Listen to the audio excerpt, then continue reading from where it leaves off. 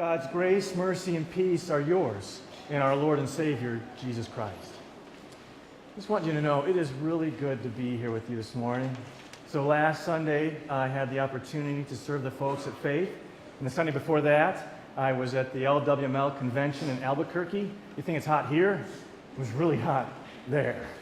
But anyway, so it's been a couple of weeks. It's just really good to be home. It's good to be here with you here this morning, and I praise God for that. And so sometimes, though, when we're separated from people for a while, time can go by, and then, it can be sometimes a pretty long time before you can get back together again. And then that response, when you see each other, what's it going to be, right? When you finally see each other again, what will the response be? We had an opportunity a couple of weeks ago to take a family day to Lagoon. So we went down and rode some rides, got dizzy, ate some bad hamburgers, that kind of thing. But we had told Joshua, he was like, well, who am I going to hang out with? Who's going to be on the rides with me? He said, well, we have a friend. One of your friends is going to join us, but we're not telling you who. And so he's guessing away and trying to figure out which friend it might be, and he just keeps going through the list of friends, and we didn't tell him. And the friend that had been arranged to meet him was actually longtime family friends of ours, and they used to live in Salt Lake City. Now they've moved to Tennessee. So obviously there's some dilemmas of trying to get together. They hadn't seen each other for a while, over a year, if I remember correctly. And so we had just told Joshua, we'll see him at Lagoon, right? So Teresa's working it all out. We knew we were going to meet just inside the gates when they entered Lagoon. And so now we're looking at this. We're watching this as mom and dad, waiting. What's the response going to be? When they see each other and go, it's you, But, what kids, what they might just look at you and go, I don't know, why are you here? I don't know. We've been planning this for months, and it's, don't ruin it. Be happy. So, anyway. So we get there. We walk in. We know exactly where we're going to be, and they just kind of stand and look at each other for a second. Hey, it's you! And they did. It was great. They went, and then it was fun. We had a great day together. But the response, right? How do you respond to someone? That's what we have here in Luke chapter 5.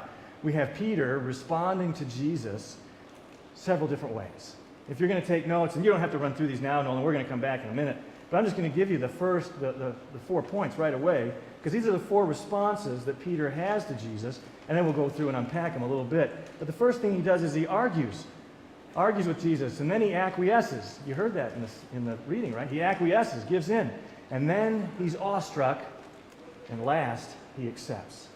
And so that's what we're going to look at today. Peter's response is he argues, acquiesces, awestruck, and then accepts. And we'll see how he responds. But let's look at the first one, right? It comes from Luke again.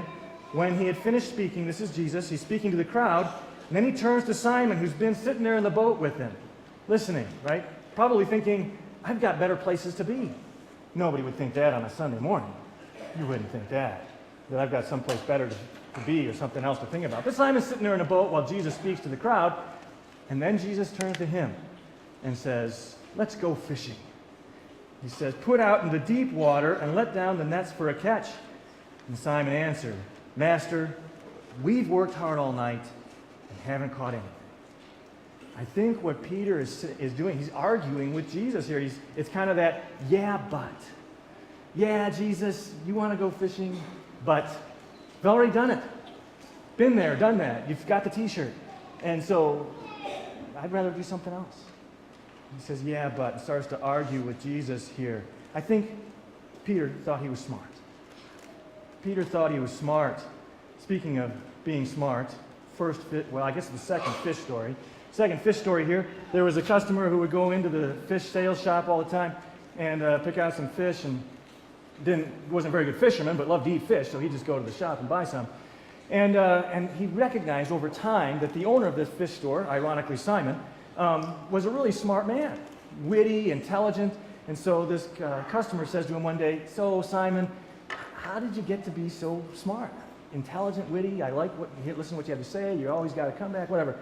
And so Simon kind of leans close to the counter and says to the customer, well, you've been a faithful customer, you're in here all the time. I wouldn't just tell anybody this. There's other customers looking around. Just between you and me, it's fish heads. Eat fish heads, and you'll become brilliant. Well, the customer's looking at him like, I don't know. Fish heads? Believe me, Simon says. Eat fish heads, make you smart.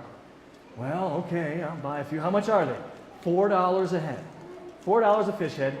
So the customer buys 3 of them, takes them home, eats them that week. Comes back in the next week and looks at Simon and says, I've seen some crinkled noses. Those were terrible. They tasted horrible. What are you trying to do to me? And Simon says, well, you only ate 3.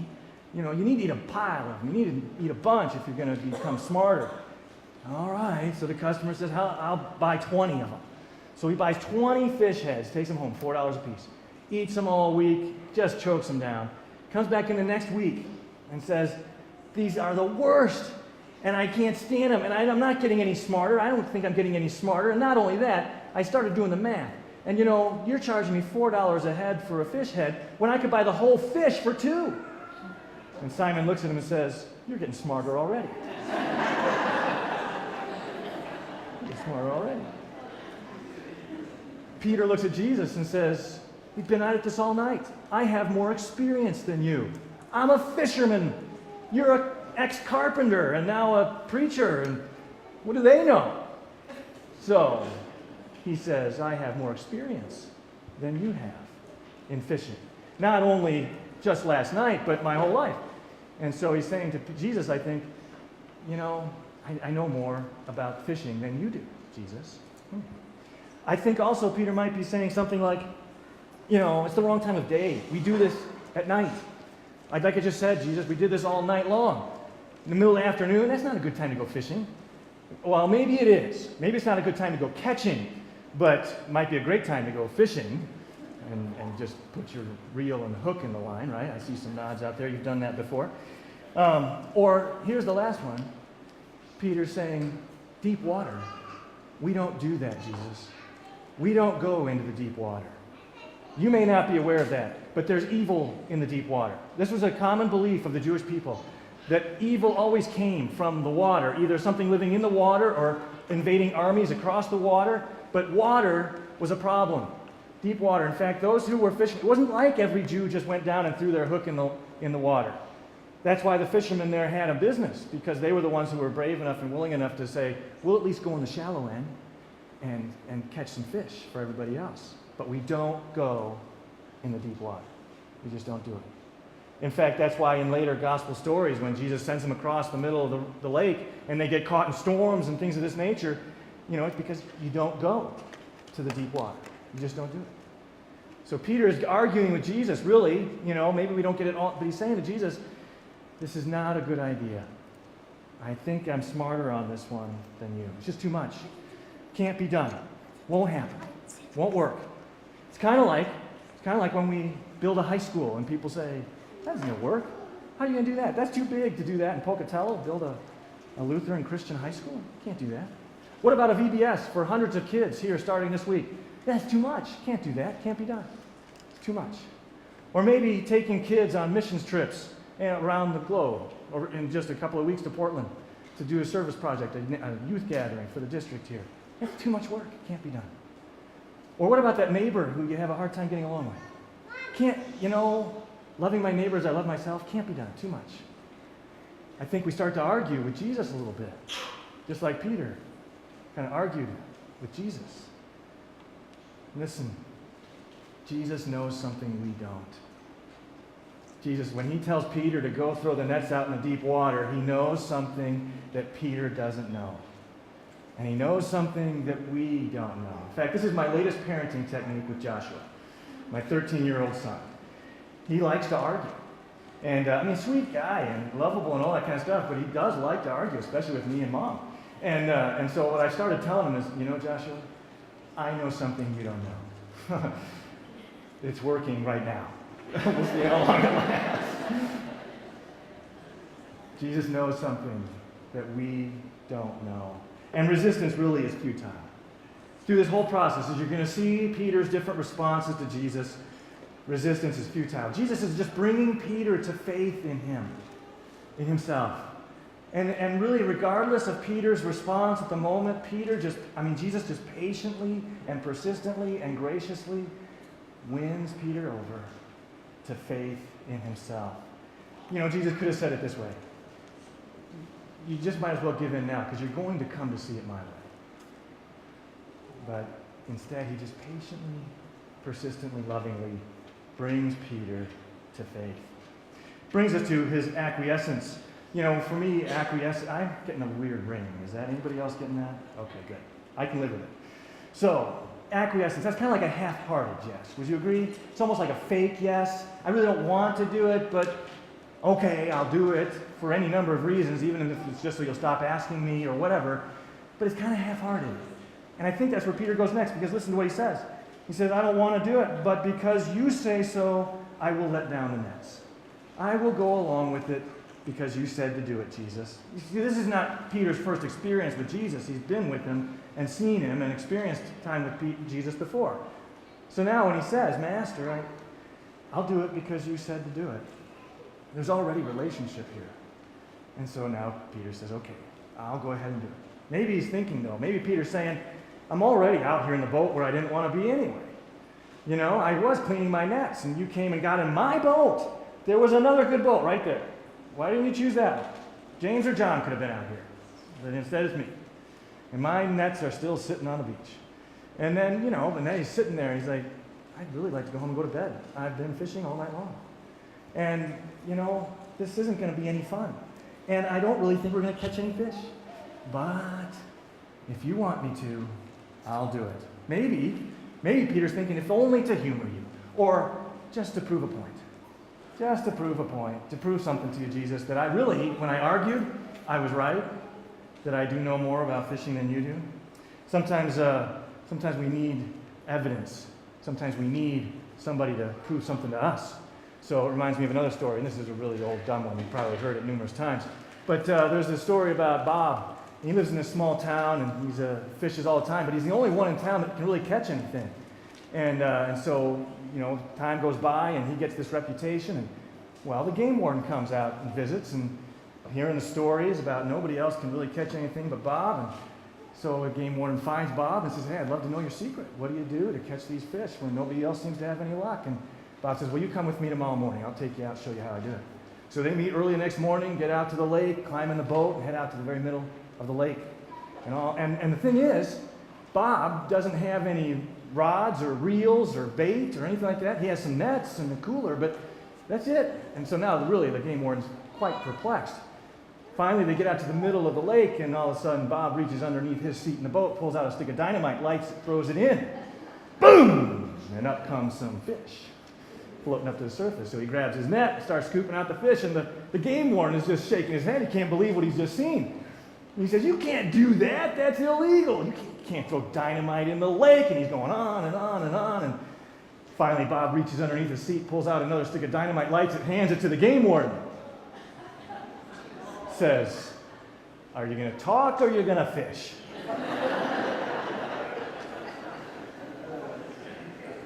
Sometimes we just need a little right motivation, right? Right motivation.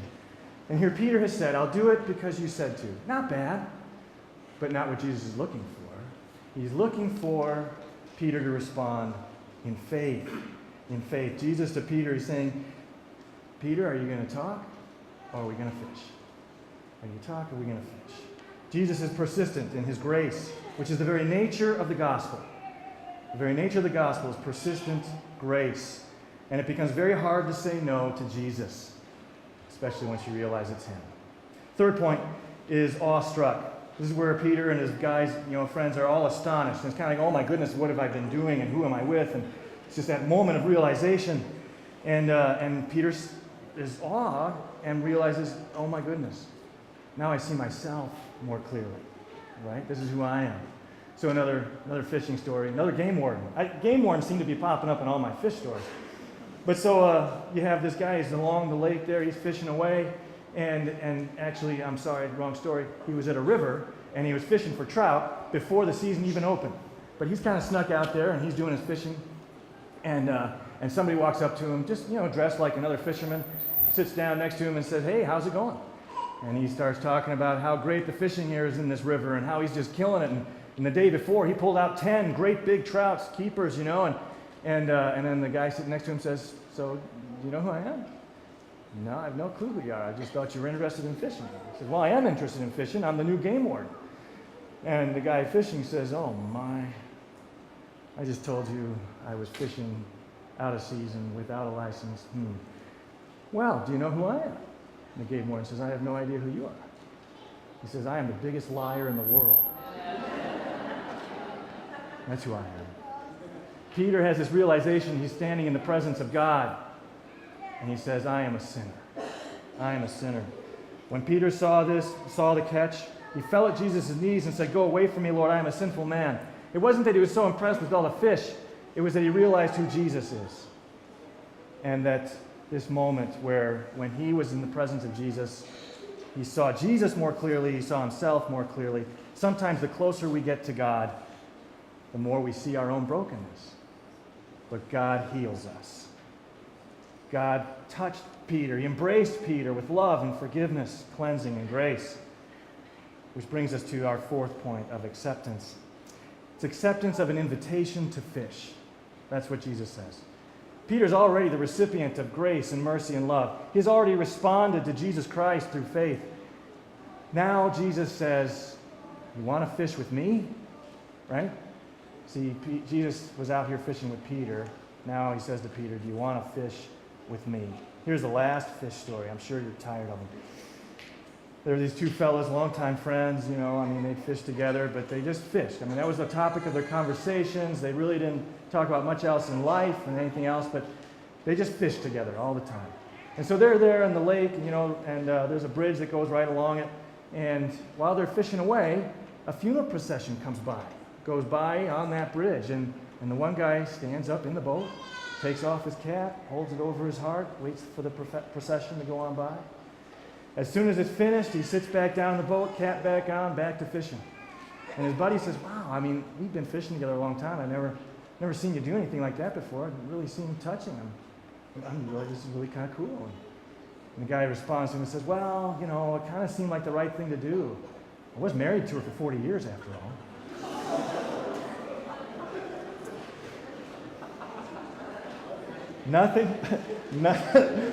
Love you, honey, is that what you said? There's nothing more important than fishing. Nothing more important than fishing. Listen to what Jesus says.